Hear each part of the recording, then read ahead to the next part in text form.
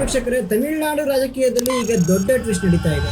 49 ವರ್ಷಗಳ ಹಿಂದೆ MGR ಸಿನಿಮಾದಿಂದ ರಾಜಕೀಯಕ್ಕೆ ಬಂದು ಮುಖ್ಯಮಂತ್ರಿ ಆದಂತವರು. ಇದೀಗ ಅದೇ ಇತಿಹಾಸ ಮತ್ತೆ ಕ್ರಿಯೇಟ್ ಆಗ್ತಾ ಇದೆ. ನಟ ವಿಜಯ್ ಸಿನಿಮಾದಿಂದ ರಾಜಕೀಯಕ್ಕೆ ಬಂದಿದ್ದಾರೆ ಮತ್ತು ಈಗ ಮುಖ್ಯಮಂತ್ರಿ ಕುರ್ಚಿಯತ್ತ ಹೆಜ್ಜೆ ಇಡ್ತಿದ್ದಾರೆ. He is becoming chief minister of Tamil Nadu. So ರಾಜ್ಯಪಾಲರನ್ನ ಭೇಟಿ ಮಾಡಿದ್ದಾರೆ, ಬಹುಮತ ಬೆಂಬಲ ಪತ್ರವನ್ನು ಕೊಟ್ಟಿದ್ದಾರೆ. ಆದ್ರೆ ಇಲ್ಲೊಂದು ಭಾರಿ ಟ್ವಿಸ್ಟ್ ಇದೆ. ಏನಪ್ಪಾ ಅಂದ್ರೆ, ಕಾಂಗ್ರೆಸ್, ಕಮ್ಯುನಿಸ್ಟ್ ಮತ್ತು ಇನ್ನು ಕೆಲವು ಪಕ್ಷಗಳು ಟಿವಿಕೆಗೆ ಬೆಂಬಲ ಕೊಡಲು ಮುಂದಾಗಿವೆ ಎಂಬ ಸುದ್ದಿಗಳು ರಾಜಕೀಯವನ್ನೇ ಕಾಡ್ತಾ ಇದೆ. ಅಂದ್ರೆ ಒಂಥರ ಚಂಚಲವನ್ನ ಕ್ರಿಯೇಟ್ ಮಾಡಿದೆ. ಹಾಗಾದ್ರೆ ಇದು ನಿಜವಾಗಿಯೂ ನಡೀತಿದೆಯಾ? DMK ಮತ್ತು AIADMK ರಾಜಕೀಯದ ಮಧ್ಯೆ ವಿಜಯ್ ಹೇಗೆ ಈ ಮಟ್ಟಿಗೆ ಬಂದ್ರು, ಅಂದ್ರೆ ಈ ಲೆವೆಲ್ಗೆ ರೀಚ್ ಆಗೋದಕ್ಕೆ ಏನ್ ಕಾರಣ? ಯಾಕೆ ಹಲವಾರು ಪಕ್ಷಗಳು ಈಗ ವಿಜಯ್ ಕಡೆ ಸಪೋರ್ಟ್ ಮಾಡ್ತಿದೆ, ಅಂದ್ರೆ ಅಥವಾ ವಿಜಯ್ ಪಕ್ಷಕ್ಕೆ ಸೇರ್ಕೊಳ್ಬೇಕು ಅಂತ ಅನ್ಕೊಳ್ತಾ ಇದಾವೆ? ಏನ್ ಇದರಿಂದನ ಸತ್ಯಗಳು ಅಂತ ಎಲ್ಲರಿಗೂ ಕಾಡ್ತಾ ಇದೆ. ಈ ಸಂಪೂರ್ಣ ರಾಜಕೀಯ ಆಟದ ಒಳಗಿನ ಕತೆ ಏನು? ಯಾರು ಯಾರ ಜೊತೆ ಸೇರ್ತಿದ್ದಾರೆ? ತಮಿಳುನಾಡಲ್ಲಿ ಮುಂದಿನ ಮುಖ್ಯಮಂತ್ರಿ ಯಾರಾಗಬಹುದು? ಈ ಎಲ್ಲಾ ಪ್ರಶ್ನೆಗಳಿಗೆ ಇವತ್ತಿನ ವಿಡಿಯೋದಲ್ಲಿ ಮಾಹಿತಿಯನ್ನ ಕೊಡ್ತಾ ಹೋಗ್ತೀನಿ. ದಯವಿಟ್ಟು ಈ ವಿಡಿಯೋನ ಕೊನೆವರೆಗೂ ನೋಡಿ, ಎಲ್ಲೂ ಸ್ಕಿಪ್ ಮಾಡಬೇಡಿ ಅಂತ ಕೇಳ್ಕೊಳ್ತೀನಿ. ಹಾಗೆ ನನ್ನ ಚಾನಲ್ಗೆ ಫಸ್ಟ್ ಟೈಮ್ ವಿಸಿಟ್ ಮಾಡಿ ಈ ವಿಡಿಯೋನ ನೋಡ್ತಾ ಇದ್ರೆ ದಯವಿಟ್ಟು ನನ್ನ ಚಾನಲ್ಗೆ ಸಪೋರ್ಟ್ ಮಾಡಿ. ಇದೇ ರೀತಿಯ ಕಂಟೆಂಟ್ ಅಥವಾ ಇದೇ ರೀತಿಯ ಟ್ರೆಂಡಿಂಗ್ ಟಾಪಿಕ್ ಗಳನ್ನ ನಿಮಗೆ ಅರ್ಥವಾಗಿಸುವ ರೂಪದಲ್ಲಿ ಎಕ್ಸ್ಪ್ಲೈನ್ ಮಾಡುವಂತ ಪ್ರಯತ್ನ ನನ್ನದು. ಸೊ ನಿಮ್ಮ ಸಪೋರ್ಟ್ ಹೀಗೆ ಇರ್ಲಿ ಅಂತ ಕೇಳ್ತಾ ಸೊ ಬನ್ನಿ ವಿಡಿಯೋ ಸ್ಟಾರ್ಟ್ ಮಾಡೋಣ. ಮೊದಲಿಗೆ ಈಗಿನ ಸಂಖ್ಯೆಗಳನ್ನ ನೋಡ್ತಾ ಹೋಗೋದಾದ್ರೆ TVKಗೆ ಸುಮಾರು 108 ಸೀಟ್ಗಳನ್ನು ಗೆದ್ದಿದೆ. ಓಕೆ, ಆದ್ರೆ ಸರ್ಕಾರ ರಚನೆ ಮಾಡಲು ಬೇಕಾಗಿರುವ ಮ್ಯಾಜಿಕ್ ನಂಬರ್ ಎಷ್ಟು ಅಂತಂದ್ರೆ 118. ಅದು ನಿಮ್ಮೆಲ್ಲರಿಗೂ ಕೂಡ ಗೊತ್ತಿದೆ. ಅಂದ್ರೆ ಇನ್ನು ಕೆಲವು ಶಾಸಕರ ಬೆಂಬಲ ವಿಜಯ್ ಅವರಿಗೆ ಬೇಕಾಗಿದೆ. ಇದನ್ನ ಗಮನಿಸಿದ ರಾಜ್ಯಪಾಲರು, ಅಂದ್ರೆ ಇದನ್ನ ಅಬ್ಸರ್ವ್ ಮಾಡಿದ ರಾಜ್ಯಪಾಲರು ಏನ್ ಹೇಳಿದ್ರು ಅಂದ್ರೆ, ನಿಮ್ಮ ಬಳಿ ನಿಜವಾಗಿಯೂ ಬಹುಮತ ಇದೆಯಾ?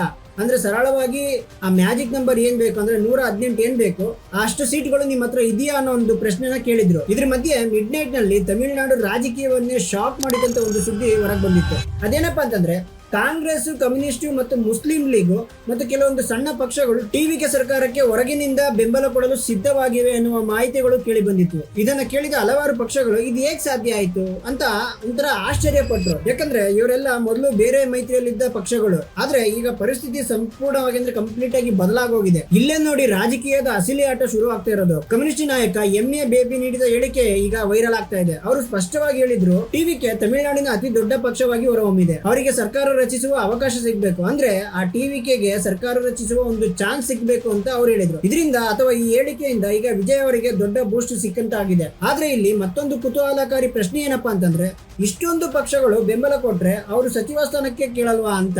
ಅಂದ್ರೆ ಇವಾಗ ಯಾವುದೋ ಒಂದು ಪಕ್ಷ ಅಥವಾ ಯಾವುದೋ ಒಬ್ಬ ವ್ಯಕ್ತಿ ಒಂದು ಪಕ್ಷಕ್ಕೆ ಬಂದು ಸೇರ್ಕೊಳ್ತಾ ಇದ್ರೆ ಅಂದ್ರೆ ಏನಾದ್ರೂ ಒಂದು ಡಿಮ್ಯಾಂಡ್ ಇಟ್ಟೇ ಬರೋದು.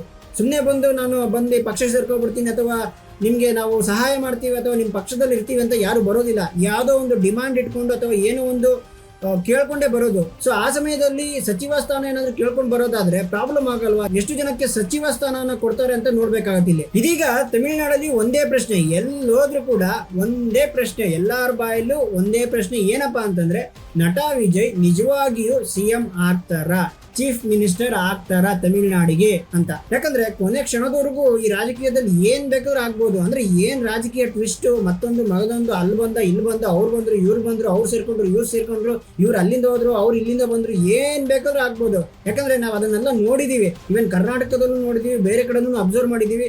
ಸೊ ಕೊನೆ ಕ್ಷಣದವರೆಗೂ ಏನಾಗುತ್ತೆ ಅಂತ ಹೇಳಕ್ಕಾಗೋದಿಲ್ಲ. ಯಾಕಂದ್ರೆ ರಾಜಕೀಯ ಅಂತಂದ್ರೆ ಹಾಗೆ ಅಲ್ವಾ, ಅಂದ್ರೆ ಕೊನೆ ಮೂಮೆಂಟ್ ಅವ್ರಿಗೂ ಏನ್ ಬೇಕಾದ್ರೂ ಆಗ್ಬೋದು. ಈ ಕ್ರಿಕೆಟ್ ಮ್ಯಾಚ್ ನಡೆಯುತ್ತೆ ನೋಡಿ, ಅಂದ್ರೆ ಕೊನೆ ಬಾಲ್ ಅವ್ರಿಗೂ ಏನ್ ಬೇಕಾದ್ರೂ ಆಗ್ಬೋದು, ವಿನ್ ಆಗ್ಬೋದು ಅಥವಾ ಸೋಲ್ಬೋದು. ಆ ತರ ಅಂದ್ರೆ ಕೊನೆ ಮೂಮೆಂಟ್ ವರ್ಗು ಹೋಗುತ್ತೆ ನೋಡಿ ಮ್ಯಾಚ್. ಆ ತರ ರೀತಿ ರಾಜಕೀಯ ಯಾವಾಗ್ಲೂ ಇದ್ದೇ ಇರುತ್ತೆ. ಈಗ ಮತ್ತೊಂದು ಮುಖ್ಯವಾದ ವಿಷಯ ಏನಪ್ಪಾ ಅಂತಂದ್ರೆ, ಬಹಳಷ್ಟು ಜನರಿಗೆ ಈಗ ಒಂದು ಡೌಟ್ ಬರುತ್ತೆ. ಏನಪ್ಪಾ ಅಂತಂದ್ರೆ, ಚುನಾವಣೆಗೆ ಮುಂಚೆ ಒಟ್ಟಿಗೆ ಇರೋದ ಪಕ್ಷಗಳು ಹೇಗೆ ಈಗ ಒಂದು ಒಟ್ಟಿಗೆ ಆಗ್ತಾ ಇದಾವೆ, ಅಂದ್ರೆ ಹೇಗೆ ಒಂದಾಗ್ತಾ ಇದಾವೆ ಅಂತ. ಮುಂಚೆ ಎಲೆಕ್ಷನ್ ಮುಂಚೆ ಅವರು ಈ ಪಕ್ಷದ ಜೊತೆಗೆ ಇರ್ಲಿಲ್ಲ, ಬಟ್ ಈಗ ಎಲೆಕ್ಷನ್ ಆದ್ಮೇಲೆ ಈಗ ಅವ್ರ ಜೊತೆಗೆ ಹೆಂಗ್ ಸೇರ್ಕೊಳ್ತಾ ಇದಾರೆ ಅಂತ. ಇದಕ್ಕೆ ರಾಜಕೀಯ ವಿಶ್ಲೇಷಕರು ಹೇಳೋ ಉತ್ತರ ತುಂಬಾ ಇಂಟ್ರೆಸ್ಟಿಂಗ್ ಆಗಿದೆ ಅಂತ ಹೇಳ್ಬೋದು. ರಾಜಕೀಯದಲ್ಲಿ ಸ್ನೇಹನೂ ಶಾಶ್ವತವಾಗಿ ಇರೋದಿಲ್ಲ, ಶತ್ರುನು ಶಾಶ್ವತವಾಗಿ ಇರೋದಿಲ್ಲ.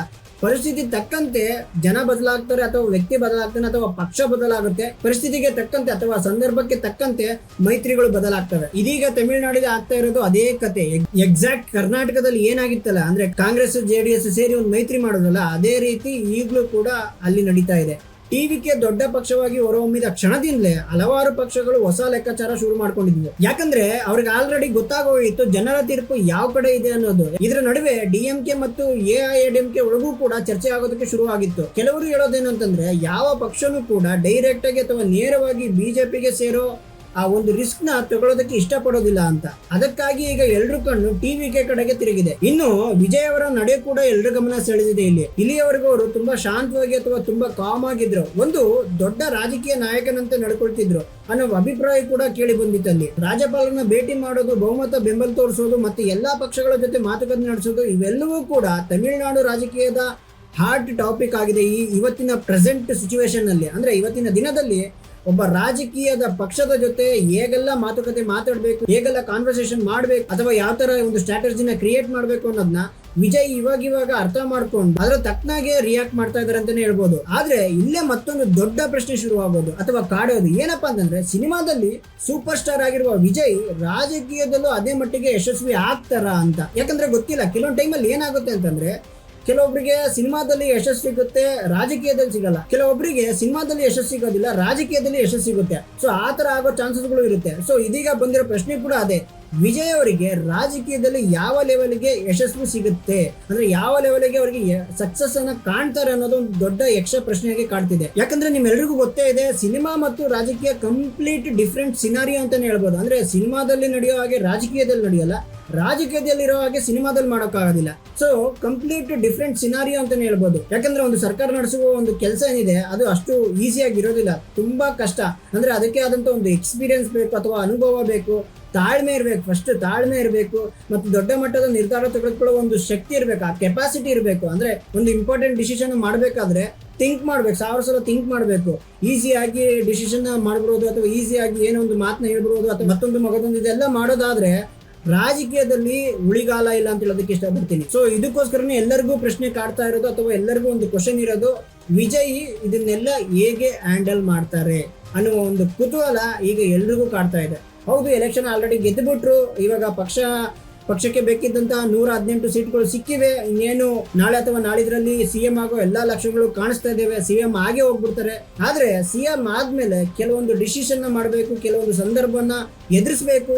ಅದಕ್ಕೆ ಆದಂತ ಪ್ರಿಪ್ರೇಷನ್ಗಳನ್ನ ಅವ್ರು ಹೇಗ್ ಮಾಡ್ಕೊಂಡಿದ್ದಾರೆ, ಅದನ್ನ ಹೇಗ್ ನಿಭಾಯಿಸ್ತಾರೆ ಅನ್ನೋದು ಎಲ್ಲರಿಗೂ ಕಾಡ್ತಿರೋ ಒಂದು ಕೊನೆಯ ಪ್ರಶ್ನೆ ಅಂತಾನೆ ಹೇಳ್ಬೋದು ಇಲ್ಲಿ. ಆದ್ರೆ ಒಂದು ವಿಷಯ ಮಾತ್ರ ಇಲ್ಲಿ ಕನ್ಫರ್ಮ್ ಆಗಿದೆ ಅಥವಾ ಸತ್ಯ ಅಂತಾನೆ ಹೇಳ್ಬೋದು, ತಮಿಳುನಾಡು ರಾಜಕೀಯದಲ್ಲಿ ಈಗ ಹೊಸ ಅಧ್ಯಾಯ ಶುರುವಾದಂತೆ ಕಾಣ್ತಿದೆ. ಯಾಕಂದ್ರೆ 49 ವರ್ಷಗಳ ಹಿಂದೆ MGR ಮಾಡಿದ್ದ ಇತಿಹಾಸ ಇವತ್ತು ವಿಜಯ್ ಕ್ರಿಯೇಟ್ ಮಾಡಿದ್ದಾರೆ. ಅಂದ್ರೆ ಅದಕ್ಕಿಂತ ಸ್ವಲ್ಪ ಜೋರಾಗಿ ಕ್ರಿಯೇಟ್ ಮಾಡಿದ್ದಾರೆ ಅಂತಾನೆ ಹೇಳ್ಬೋದು. ಇನ್ನು ಕೆಲವೇ ಗಂಟೆಗಳ ಅಥವಾ ಕೆಲವೇ ದಿನಗಳಲ್ಲಿ ತಮಿಳುನಾಡಿನ ಮುಖ್ಯಮಂತ್ರಿ ಯಾರಪ್ಪ ಅಂದ್ರೆ ಅದು ಕ್ಲಿಯರ್ ಆಗಿ ಕಾಣಿಸ್ತಾ ಇದೆ, ಅಂದ್ರೆ ಕ್ಲಿಯರ್ ಆಗಿ ಕಣ್ಮುಂದೆ ಕಾಣಿಸ್ತಾ ಇದೆ. That is Ilaya Thalapathy Vijay. So ಈಗೆಲ್ಲ ಆಗೋಗಿದೆ, ವಿಜಯ್ ಅವರು ಹೋಗಿ ರಾಜ್ಯಪಾಲರನ್ನು ಮೀಟ್ ಮಾಡಿದ್ದಾರೆ, ಅದಕ್ಕೆ ಬೇಕಾದಂತ ಡಾಕ್ಯುಮೆಂಟ್ಸ್ ಅಥವಾ ಏನೇನ್ ಬೇಕೋ ಅದನ್ನೆಲ್ಲ ಅವರಿಗೆ ಸಬ್ಮಿಟ್ ಮಾಡಿದ್ದಾರೆ. ಸೊ ಇದೀಗ ಎಲ್ಲರ ಚಿತ್ತ ರಾಜ್ಯಪಾಲರ ನಿರ್ಧಾರದತ್ತ ಅಂತ ಎಲ್ಲರೂ ಕಾದು ನೋಡ್ತಾ ಇದ್ದಾರೆ. ಯಾಕಂದ್ರೆ ಯಾರ ಬಳಿ ಸ್ಪಷ್ಟ ಬಹುಮತ ಹಿಡಿಯುತ್ತೆ, ಅಂದ್ರೆ ಸರಳವಾಗಿ ಯಾರು ಬಹುಮತವನ್ನು ಕ್ರಿಯೇಟ್ ಮಾಡಬಹುದು, ಆ ಮ್ಯಾಜಿಕ್ ನಂಬರ್, ಆ ಸೀಟು, ಆ 118 ಸೀಟ್ಗಳು ಏನಿದ್ವು ಅದು ಯಾರ ಹತ್ರ ಇರುತ್ತೋ ಅವರಷ್ಟೇ ಈ ಸರ್ಕಾರನ ರಚನೆ ಮಾಡೋದಕ್ಕೆ ಸಾಧ್ಯ. ಇಲ್ಲ ಅಂತಂದ್ರೆ ಆಗೋದಿಲ್ಲ ಅನ್ನೋದು ನಿಮಗೂ ಗೊತ್ತಿದೆ. ಸೊ ವೆಯ್ಟ್ ಮಾಡಿ ನೋಡ್ಬೇಕು, ನಾಳೆದವರೆಗೂ ಏನ್ ಕತೆ ಏನಾಗುತ್ತೆ. ಅದೇ ನಾನು ಆಗ್ಲೇ ಹೇಳ್ದಾಗೆ ಕೊನೆ ಮೂಮೆಂಟ್ ವರೆಗೂ ಏನ್ ಬೇಕಾದ್ರೂ ಆಗ್ಬೋದು. ಅಂದ್ರೆ ಯಾರು ಯೋಚನೆ ಮಾಡಿದ ರೀತಿ ಬೇಕಾದ್ರೂ ಏನ್ ಬೇಕಾದ್ರೂ ಆಗ್ಬೋದು. ಸೊ ವೆಯ್ಟ್ ಮಾಡಿ ನೋಡ್ಬೇಕು.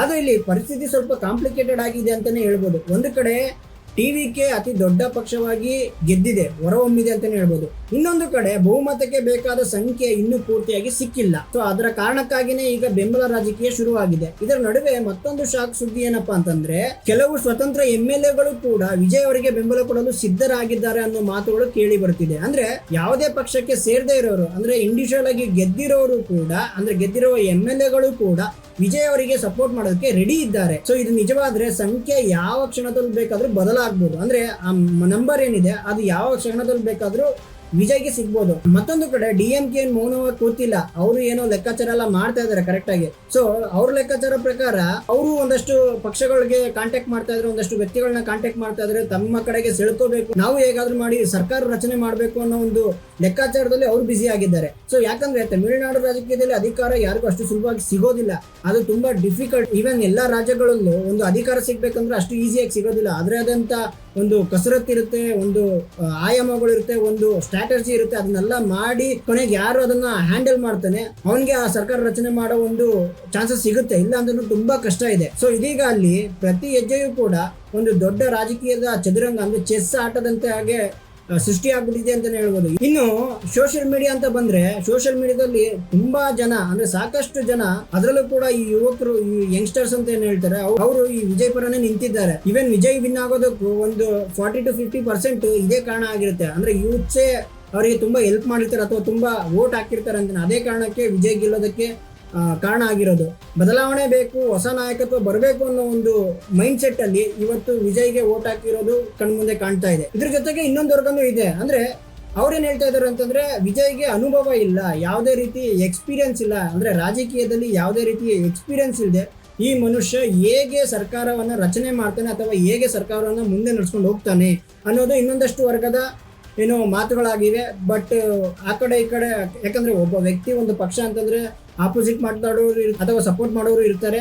ಸೊ ಆ ಕಡೆ ಈ ಕಡೆ ಇದ್ದೇ ಇರುತ್ತೆ, ಒಂದಷ್ಟು ಪರ ವಿರೋಧ ಎಲ್ಲ ಇದ್ದೇ ಇರುತ್ತೆ. ಸೊ ಈ ವಿಜಯ್ ಇದನ್ನೆಲ್ಲ ಹೇಗೆ ಮೇಂಟೈನ್ ಮಾಡ್ತಾರೆ ಅಥವಾ ಹೇಗೆ ಹ್ಯಾಂಡಲ್ ಮಾಡ್ತಾರೆ ಅನ್ನೋದನ್ನ ಕಾದು ನೋಡ್ಬೇಕಾಗುತ್ತೆ. ಇದೇ ಕಾರಣಕ್ಕೆ ಈಗ ತಮಿಳುನಾಡಿನ ರಾಜಕೀಯ ಇಡೀ ದೇಶನ ಗಮನ ಸೆಳೆದಿದೆ ಅಂತಾನೆ ಹೇಳ್ಬೋದು. ಯಾಕಂದ್ರೆ ಪ್ರತಿಯೊಂದು ಕ್ಷಣದಲ್ಲೂ, ಪ್ರತಿಯೊಂದು ಮೂಮೆಂಟ್ ನಲ್ಲೂ ಒಂದೊಂದು ಅಪ್ಡೇಟ್ ಸಿಗ್ತಾನೆ ಇದೆ. ಅಂದ್ರೆ ಹಿಂಗಾಗ್ಬೋದಂತೆ, ಹಂಗಾಗ್ಬೋದಂತೆ, ಅದಾಗ್ತಾ ಇದೆ ಅಂತೆ, ಇದಾಗ್ತಾ ಇದೆ ಅಂತೆ, ಏನೋ ಒಂದು ಅಪ್ಡೇಟ್ ಬರ್ತಾನೆ ಇದೆ. ಸೊ ಇದಕ್ಕೋಸ್ಕರನೇ ಇಡೀ ದೇಶಾದ್ಯಂತ ಇವತ್ತು ತಮಿಳುನಾಡು ಸುದ್ದಿಯಲ್ಲಿದೆ ಅಂತಾನೆ ಹೇಳ್ಬೋದು ವೀಕ್ಷಕರೇ. ಸೊ ಇದ್ರ ಮಧ್ಯೆ ತುಂಬಾ ಜನ ಹೇಳ್ತಾ ಇರೋದು, ವಿಜಯ್ ನಿಜವಾಗಿಯೂ ಮಂತ್ರಿ ಆಗ್ತಾರಾ ಆಗಲ್ವಾ ಅಂತ. ಮುಂದಿನ 24 ಗಂಟೆಗಳು ತುಂಬಾ ಮಹತ್ವವಾಗಿರುತ್ತೆ, ಅಂದ್ರೆ ತುಂಬಾ ಇಂಪಾರ್ಟೆಂಟ್ ಆಗಿರುತ್ತೆ. ಯಾವ ಪಕ್ಷ ಯಾರಿಗೆ ಬೆಂಬಲ ಕೊಡುತ್ತೆ, ಯಾರು ಕೊನೆಗೆ ಯೂಟರ್ನ್ ಮಾಡ್ತಾರೆ ಅಥವಾ ಯಾರು ಸರ್ಕಾರದ ರಚನೆಗೆ ಸಪೋರ್ಟ್ ಮಾಡ್ತಾರೆ ಅನ್ನೋದನ್ನೆಲ್ಲ ಮುಂದಿನ 24 ಗಂಟೆಗಳಲ್ಲಿ ಕಾದು ನೋಡ್ಬೇಕಾಗತ್ತೆ. ನೋಡೋಣ ಯಾವ ತರ ಏನ್ ಕಥೆ ಆಗುತ್ತೆ, ಕೊನೆ ಕ್ಷಣದವರೆಗೂ ಏನಾದ್ರೂ ಹೋಗುತ್ತಾ, ಇಲ್ಲ ಏನಾದ್ರೂ ಆರಾಮಾಗಿ ಅಥವಾ ಈಸಿಯಾಗಿ ಸರ್ಕಾರನ ರಚನೆ ಮಾಡ್ತಾರಾ ಸಪೋರ್ಟ್ನ ತಗೊಂಡು ಅಂತ ನೋಡ್ಬೇಕಾಗುತ್ತೆ. ಸೊ ಇದಾಗಿತ್ತು ಈ ಕ್ಷಣದ ಮಾಹಿತಿ. ಈ ವಿಡಿಯೋ ಏನಾದ್ರೂ ನಿಮ್ಗೆ ಇಷ್ಟ ಆಗಿದೆ, ದಯವಿಟ್ಟು ನನ್ನ ಚಾನೆಲ್ನ ಸಬ್ಸ್ಕ್ರೈಬ್ ಮಾಡಿಕೊಳ್ಳಿ. ಇದೇ ರೀತಿಯ ಮಾಹಿತಿ ಅಥವಾ ಟ್ರೆಂಡಿಂಗ್ ಟಾಪಿಕ್ಗಳು ನಿಮ್ಮ ಮುಂದೆ ಬರ್ತಾನೆ ಇರ್ತವೆ. ಸೊ ಈ ವಿಡಿಯೋ ಬಗ್ಗೆ ನಿಮ್ಗೆ ಏನ್ ಅನ್ಸುತ್ತೆ ಅದನ್ನ ಕಮೆಂಟ್ ಬಾಕ್ಸ್ ಅಲ್ಲಿ ಕಮೆಂಟ್ ಮಾಡಿ. ಸೊ ಮುಂದಿನ ವಿಡಿಯೋದಲ್ಲಿ ಇನ್ನಷ್ಟು ಮಾಹಿತಿಯೊಂದಿಗೆ ನಿಮ್ಮ ಮುಂದೆ ಸಿಗ್ತೀನಿ. Until then, good by.